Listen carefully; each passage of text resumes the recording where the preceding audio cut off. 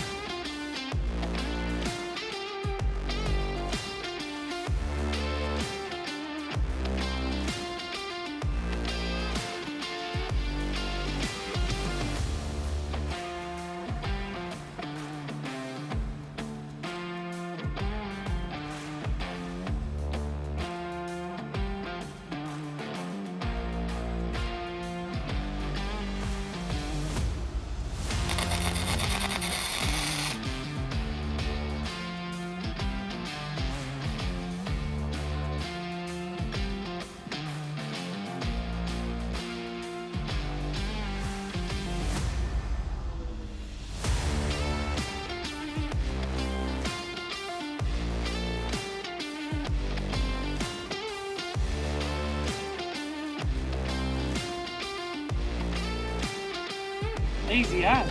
How do you feel? I feel it nice, right?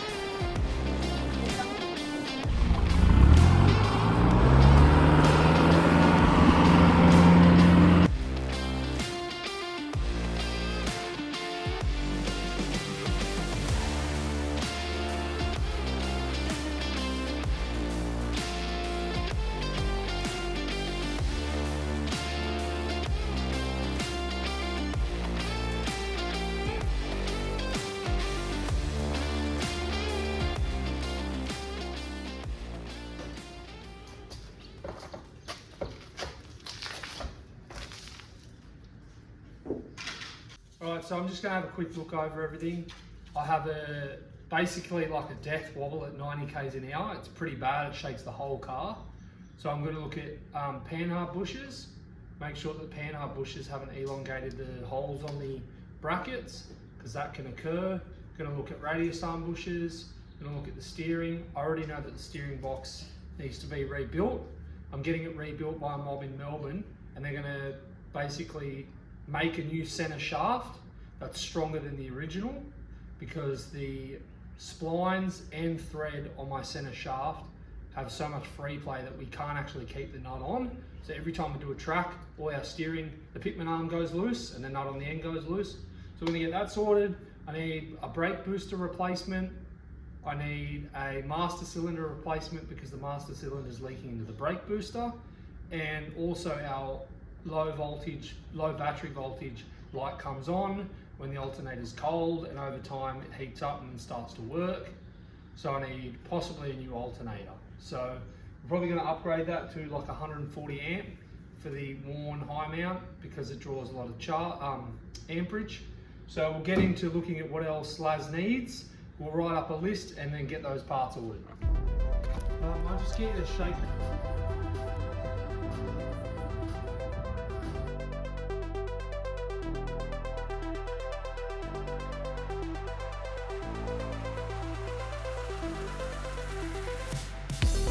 Now steering box is leaking, so anyway, we'll fix that. So the radius arm bushes look like they're in good nick. Alright, check the other side.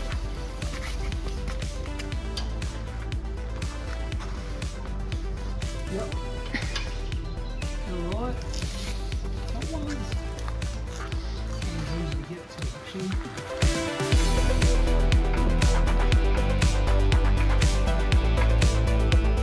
Alright, so we've got fluid here.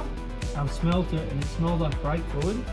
So we have what seems like a caliper leak. probably from the seal that seals against piston in the caliper. So we're gonna have to pull that apart and check that. That's another thing. Yep. All right, we'll kick on with the search.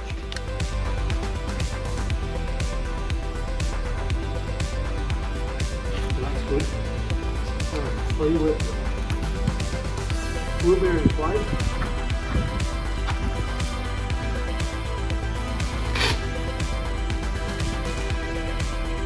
That's alright. So that's not where our little bit bobble on this side is coming from, but it could be the other side.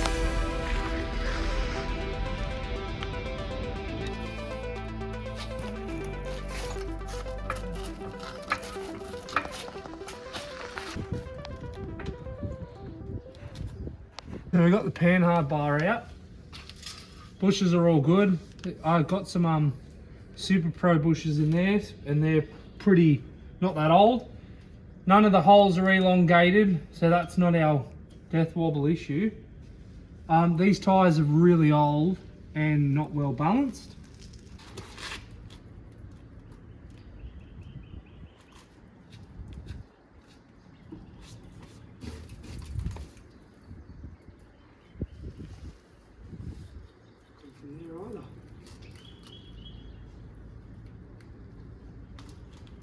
Feels alright that way.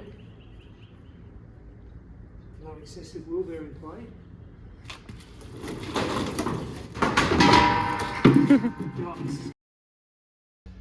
Been a couple of days since we checked over Laz for all the parts that we need.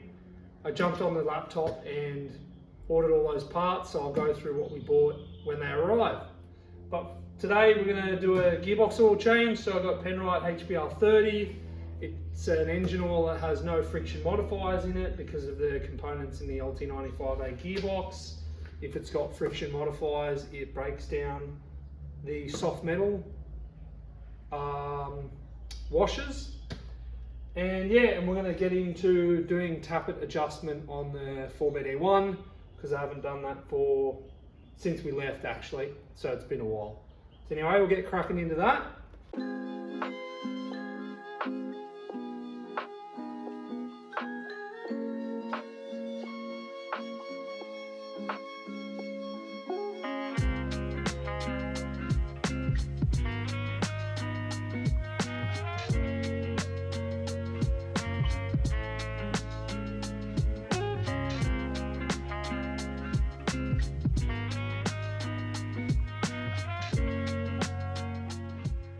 Right, so we've drained most of it. There's a little bit of looks like aluminium flake, but that would be from this is only the second oil change since the rebuild.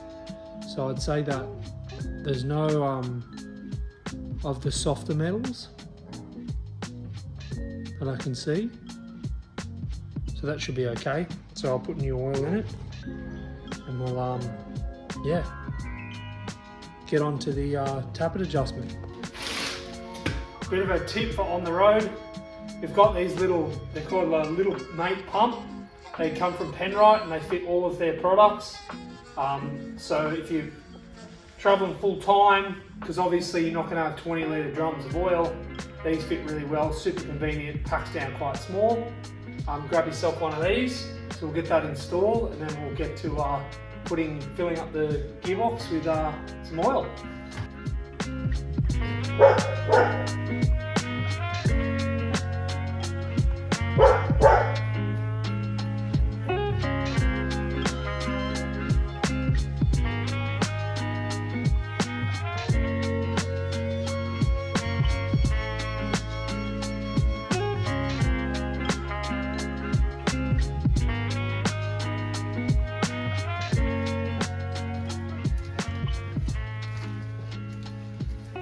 Pumping away. So I've jacked it up on one side so we get a little bit more oil than standard, because even though this box has been rebuilt and all the seals have had like a Hylamar equivalent put on them to stop leaks, the casing, all the surfaces need to be machined so it doesn't seal as well as it could. All right, so we've basically refilled the gearbox and transfer case oil, and you can't see it there. That's what it looks like. So definitely needed to be done. Hasn't been done for about 15,000 kilometers or so. So we're going to kick on to doing the tappet adjustment. Now, because the radiator's been spaced back to fit the intercooler, I need to remove the fan shroud to access the viscous fan, well, it's not a viscous fan, the radiator fan nuts, so that I can remove this shroud and then access the main crankshaft pulley nut to rotate the engine to top dead center so I can adjust the tappets. So we'll get onto that, and then we'll adjust the tappets, and then we'll teleport to when the parts are here.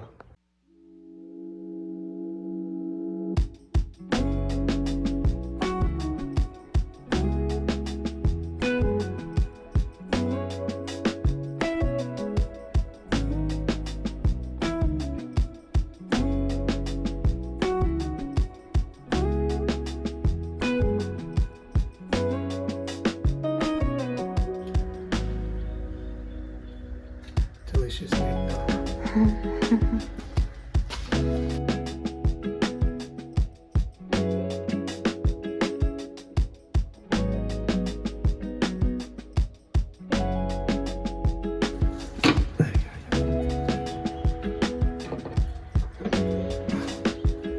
Ta-da! Alright, so what we're going to do is rotate the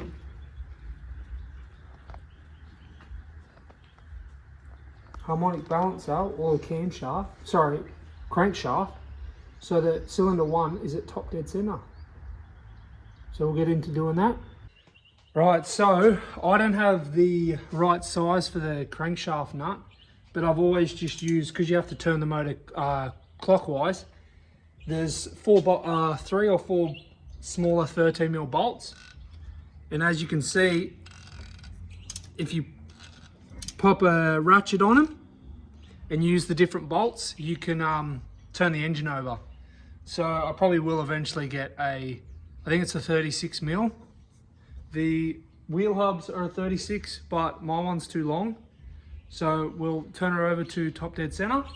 There's a mark on your harmonic balancer, and you just have to line them up, and then we'll check that our rocker rocks on cylinder 1, and all the loose rocking cylinders will adjust, and then rotate 180 degrees and kick on with the rest of them.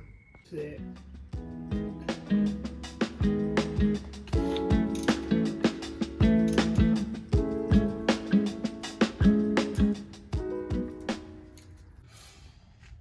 Alright, so we got the rockers adjusted up to 016 now, as per the manual. Put on top dead center, adjusted the ones we need to adjust, rotate 180 degrees, and adjust the others. This doesn't work for all 4-cylinder engines, but for the Isuzu it does. So just go check the manual, and it's pretty straightforward. So we'll get all that back together and go for a sunset mission up to a lookout.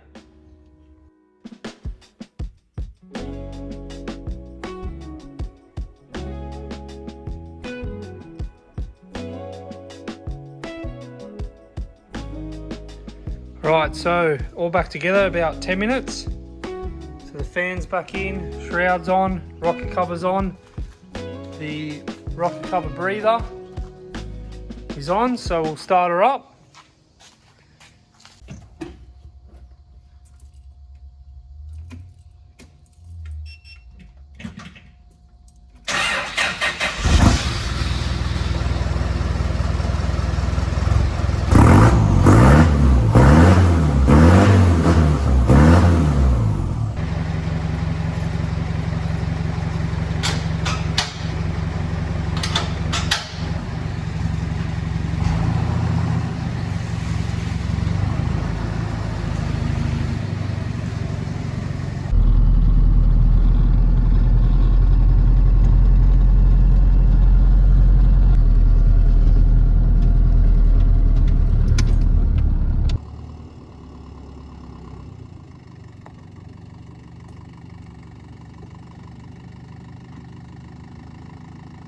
How good's this spot?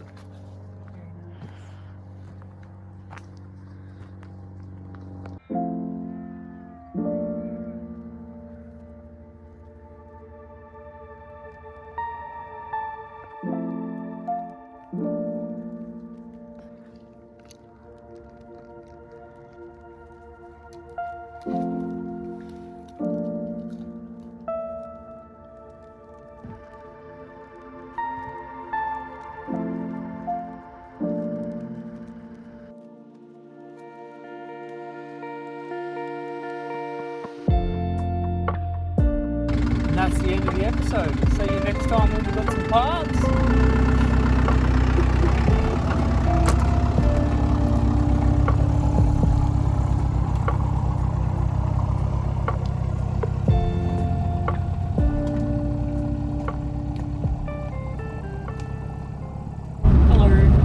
Hello. So you probably saw us doing a whole heap of things in this lovely shed, and then we went for a sunset lookout, which was stunning.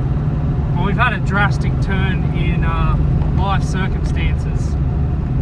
Maisie unfortunately had a bit of a bad run-in with the two Mastiff crosses at the house sit. Great dogs, they're just not socialised, and Maisie was basically sort of pinned down on the ground, showing submissive behaviour, and they continued to attack her. She got lacerations to where the side of her eye, pretty deep.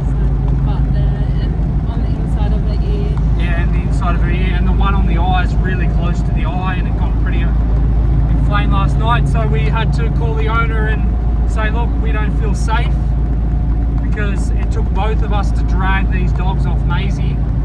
Lucky she's a big dog, because if she was a small dog, she'd probably be dead. So, like, and I'm going to work. Claire can't, like, it took both of us to drag these dogs off Maisie. And if I'm at work and Claire's there, who knows what's going to happen. So, we are, for one night before, like, while we figure something out, a bit homeless. Well, we're used to that, so we're going to go and see if I got a fella I work with might try and sort us out with some accommodation. So yeah, so that's the end. Bit of a shit end to this episode, bit of a negative end, but we don't want to show you like just constant positives of how great travelling Australia is. Yeah, because it's a bit of a reality of the downside of travelling, living on the road. Yeah, living on the road with a dog. It's So not all sunshine and rainbows. it's not all sunshine and rainbows, no. Anyway, we'll see you on the next episode. Hopefully we'll be somewhere cool.